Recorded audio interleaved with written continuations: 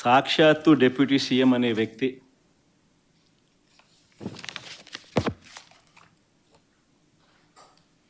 Law and order ఈ స్థాయిలో దిగజారిపోయింది అని చెప్పి నోరు మెదిపాడు అని అంటే, నోట్లో నుంచి మాటలు వచ్చాయి అని అంటే ఆశ్చర్యం కలిగించే ఘటన.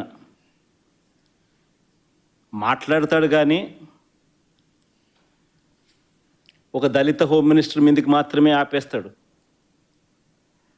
అసలు లా అండ్ ఆర్డర్ అనేది ఎవరి సబ్జెక్టు? డైరెక్ట్గా ముఖ్యమంత్రి సబ్జెక్ట్ కాదా law and order? Law and order fail అయితే ప్రశ్నించాల్సిందని ఎవరిని? చంద్రబాబు నాయుడు కాదా ప్రశ్నించాల్సిందే? చంద్రబాబును ప్రశ్నించే ధైర్యం లేదు.